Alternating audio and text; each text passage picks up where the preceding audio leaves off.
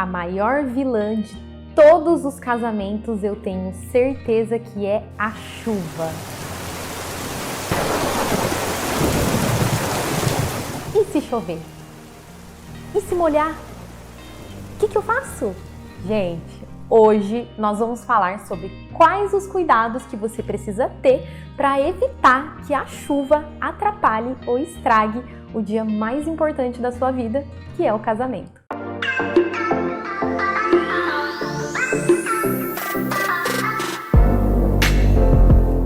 Oi gente, tudo bem com vocês? Eu sou a Roberta Fernandes da Évora Cerimonial e hoje eu vou falar com vocês sobre quais os cuidados e o que vocês podem fazer para que a chuva não atrapalhe o grande dia de vocês. Ela é e sempre vai ser a maior vilã dos casamentos, né? E se chover? E se molhar? E se eu não tiver meu pôr do sol porque tá chovendo? Vai estar frio, vai estragar os convidados.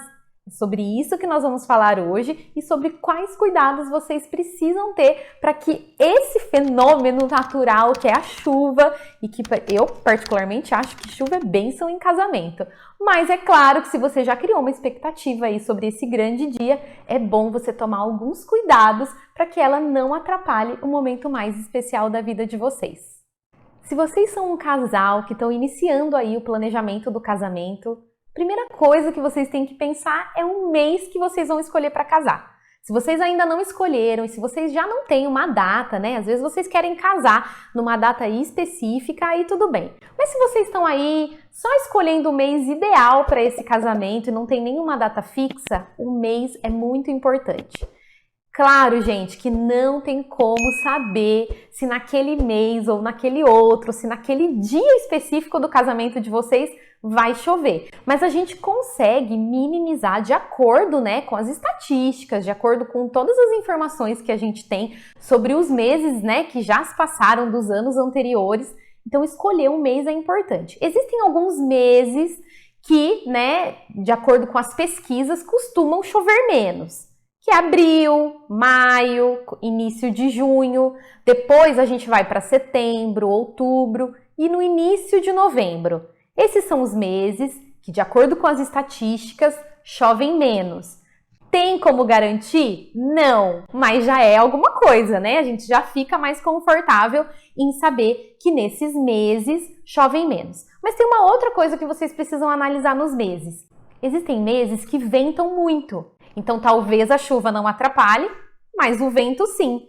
É o caso de agosto. Agosto é um mês que não chove muito, mas ele venta muito. Então, isso também pode estragar, né, aí, se vocês são um casal que querem casar ao ar livre. Então, esse vídeo também é sobre os cuidados que você está escolhendo aí para casar ao ar livre. Eu quero casar num campo aberto, e aí queria casar, né, sem nenhuma estrutura de cobertura. Então, esses são os primeiros cuidados que vocês precisam ter com relação ao mês para que não tenha nem muito vento e também não tenha chuva no dia do casamento. Vale lembrar que esses meses que eu disse para vocês que chovem menos são estatísticas baseadas na região em que eu estou, que é na região sudeste. Vocês têm que avaliar quais são as condições e os meses baseados na região em que vocês estão. Então, centro-oeste, nordeste, norte, sul tem outras particularidades. Por exemplo, em Manaus, no estado do Amazonas, existem alguns períodos que chovem quase todos os dias. Então, isso é uma particularidade daquela região e você precisa também verificar quais são as particularidades da região, do estado, né, que você vai casar. Bom, agora a gente começa com as dicas gerais, né, que qualquer noivo, qualquer casal, em qualquer região tem que partir agora dessas dicas, que é, por exemplo, a escolha do espaço de evento. Se você ainda não escolheu onde você vai casar, se você está nessa procura, esse item é extremamente importante. Escolham sempre um espaço de eventos ou o local em que você vai fazer o evento que tenha plano A e plano B. O que é isso, Rô? É você escolher um espaço que, se não der para você fazer ao ar livre, você consegue fazer a sua cerimônia de casamento num lugar coberto. Isso tem dois exemplos. Tanto você colocar uma cobertura, você montar uma cobertura, ou então o espaço já possuir esse local coberto para que você possa fazer tanto a recepção do casamento quanto a cerimônia de casamento. Vocês precisam saber que não adianta vocês escolherem um espaço lindo, que tem uma área de cerimônia incrível, mas que se você precisar colocar tudo no mesmo ambiente, não cabe. Então vou dar um exemplo muito simples para vocês. Tem muitos noivos que optam em casar em chácaras. Chácara da família ou uma chácara alugada, porque às vezes o valor é menor. Mas vamos imaginar que essas chácaras, normalmente elas sempre têm um gramado que dá para fazer a cerimônia. Só que se você precisar fazer essa cerimônia dentro do salão que eles já possuem, não comporta. Por quê? Porque você precisa pensar que dentro desse espaço não é só os convidados que vocês vão colocar lá dentro. Vocês têm que colocar buffet, decoração, DJ, muitas vezes tem um bartender, às vezes também tem que colocar uma ilha de algum alimento ou então algum carrinho de doce. Pensa que vocês vão ter que colocar todos esses fornecedores lá dentro, mais os convidados e ainda definir um caminho para que seja feita a cerimônia, caso seja necessário fazer um plano B. Não tire os seus convidados de casa se você não pode dar um mínimo de conforto para eles. Já imaginou se começa a chover no meio do seu casamento e todo mundo tem que sair correndo, aí fica aquele aperto, aí fica todo mundo amontoado? Gente, vocês têm que pensar que na hora da festa ainda tem a circulação dos garçons. Já pensou? Não adianta vocês contratarem um espaço que caiba 150 pessoas e vocês colocarem lá dentro 200. Porque cabem as 150 pessoas sentadinhas bonitinhas. Pensa que você tem que ter espaço para pista de dança, circulação de garçom. Tá vendo quantas coisas você tem que pensar? Não é só na chuva, é em tudo que você vai fazer caso a chuva venha e aonde você vai colocar todo mundo. É muito sério que você faça reserva de dinheiro para o seu casamento. Casal, olha aqui para mim e fala comigo. É importante que vocês façam essa reserva de dinheiro. Por quê? Vocês já ouviram falar de tenda? Tenda é o plano B mais rápido para previsão de chuva na semana do casamento. Só que ela tem um custo, né? Então vocês precisam se programar com ela. E também vocês precisam se programar com o espaço de evento. Então, quando vocês forem fechar o contrato com o espaço de evento, vocês já alinham com eles a condição de plano B. Isso tem que ser falado na primeira reunião. Depois que assinou o contrato, não tem mais o que negociar. Por quê? Isso influencia quanto tempo antes eles deixam montar a tenda, porque tem espaço de evento que não permite montagem de tenda. Então, de nada adianta se você contratar um espaço para fazer essa cerimônia ao ar livre e o espaço não permitir que coloque a tenda caso seja necessário.